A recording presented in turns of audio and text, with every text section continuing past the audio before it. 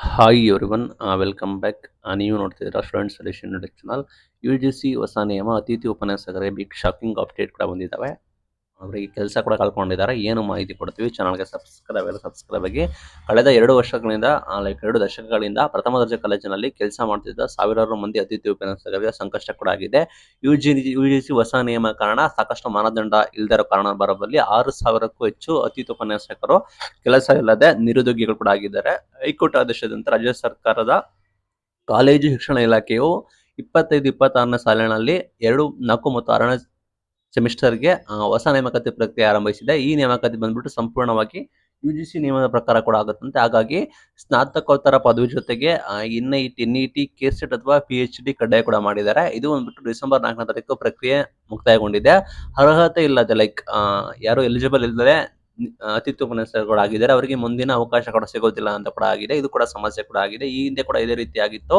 Like ಆಗ ಸೇವಾ ಭದ್ರತೆ ನೀಡಬೇಕು ಅಂತ ಸುದ್ದಿ ಆಗಿತ್ತು. ಆಗ ನಿಮಗೆ ಅರೆಕಾಲಿಕ ಬದಲು ಅತಿಥಿ ಅಂತೇಳಿ ಚೇಂಜ್ ಕೂಡ ಮಾಡಿದ್ರು.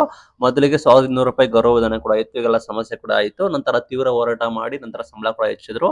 ಈಗ 10,000ಕ್ಕೂ ಹೆಚ್ಚು ಜನಕ್ಕೆ ಸಮಸ್ಯೆ ಕೂಡ ಆಗಿದೆ. ಇದು ಬಂದ್ಬಿಟ್ಟು UGCಯಲ್ಲಿ ಕೂಡ ಸಮಸ್ಯೆ ಕೂಡ ಆಗಿದೆ.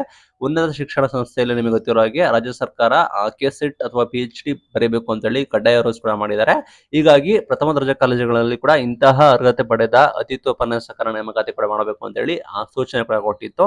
ಈ ನಿಟ್ಟಿನಲ್ಲಿ ಕೋರ್ಟ್ಗೆ ಕೂಡ ಹೋಗಿದ್ರು. ನಂತರ ಕೋರ್ಟ್ ಅಲ್ಲಿ ಕೂಡ ಇದು ತೀರ್ಮಾನ ಕೂಡ ಬಂತು. ಕೋರ್ಟ್ ಬಂದ್ಬಿಟ್ಟು UGC ನಿಯಮ ಕೂಡ ಎತ್ತಿ ಹಿಡಿತು. ಹೀಗಾಗಿ ಲೈಕ್ ಎಲಿಜಿಬಿಲಿಟಿ ಲೈಕ್ ನಿಮ್ಗೆ ವಿಧಿಯ ಅರ್ಹತೆ ಪಡೆದ ಎಲಿಜಿಬಲ್ ಆಗೋದು ನಮಗೆ ಬರೋಬ್ಬರಿ ಇಲಾಖೆ ಅಂದ್ಬಿಟ್ಟು 3 ವರ್ಷ ಗಡುವು ಕೂಡ ಕೊಟ್ಟಿತ್ತು. ಬಟ್ ಸಾಕಷ್ಟು ಜನ ಕೂಡ ಕೆಲಸ ಕೂಡ ಮಾಡ್ತಾ ಇದ್ರೆ. ಬಟ್ ಹೀಗಾಗಿ ಸಾಕಷ್ಟು ಸಮಸ್ಯೆ ಕೂಡ ಆಗಿದೆ. ಹೀಗಾಗಿ ಸಾಕಷ್ಟು ಜನ 40 ವರ್ಷಕ್ಕೂ ಹೆಚ್ಚು ವಯಸ್ಸಿದ್ದಾಗಿರೋರು ಕೂಡ ಲೈಕ್ ಹುದ್ದೆ ಇಲ್ಲದೆ, ಕೆಲಸ ಇಲ್ಲದೆ ನಿರುದ್ಯೋಗಿ ಕೂಡ ಆಗಿದ್ದಾರೆ. ಹೀಗಾಗಿ ಲೈಕ್ ಇಲ್ಲಿ UGC ನಿಯಮದಂತೆ ಸರ್ಕಾರಿ ಪ್ರಥಮ ದರ್ಜೆ ಕಾಲೇಜಿನಲ್ಲಿ ಅತಿಥಿ ಉಪನ್ಯಾಸಕರನ್ನು ಮಾತ್ರ ನೇಮಿಸಿಕೊಳ್ಳಬೇಕಂತ ಭೇದ ಮಾಡದೆ ಎಲ್ಲರಿಗೂ ಕೂಡ ನೇಮಕಾತಿ ಕೂಡ ಮಾಡಬೇಕು ಅಂತ ಕೂಡ ಹೇಳಿದ್ದಾರೆ. ಲೈಕ್ ಇಲ್ಲಿ ಯಾರೆಲ್ಲ ಕೆಸೆಟ್ ಅಥವಾ NET ಮಾಡಿದರೆ ಅವರನ್ನು ಮಾತ್ರ ಪರಿಗಣನೆ ಮಾಡದೆ ಎಲ್ಲರನ್ನು ಕೂಡ ಪರಿಗಣನೆ ಮಾಡಬೇಕು ಅಂತ ಹೇಳಿ UGC ಲೈಕ್ ನಾನ್ UGC ಅತಿಥಿ ಉಪನ್ಯಾಸಕರ ಸಂಘದ ರಾಜ್ಯಾಧ್ಯಕ್ಷ ಅವರು ಕೂಡ ಅನೌನ್ಸ್ಮೆಂಟ್ ಕೂಡ ಮಾಡಿದ್ದಾರೆ. ಈಗ ಹೊಸ ಕಂಗಟ್ಟು ಕೂಡ ಆಗಿದೆ. ಇನ್ನು ಕೋರ್ಟ್ ನಿಯಮ ಕೂಡ ಇದೆ. ಕೋರ್ಟ್ ರೂಲ್ಸ್ ಗಳನ್ನ ಫಾಲೋ ಮಾಡಬೇಕು. ಬಟ್ ಹಳಬ್ರುಗಳು ಲೈಕ್ ಮುಂಚೆ ಇದ್ದವರಿಗೆ ಕತೆ ಏನು ಅಂತ ಹೇಳಿ ಆಕಾಂಕ್ಷಿಗಳಿಗೆ ಆತಂಕ ಕೂಡ ಆಗಿದೆ. ಇದು ಇವತ್ತಿನ ವಿಡಿಯೋ. Thank you.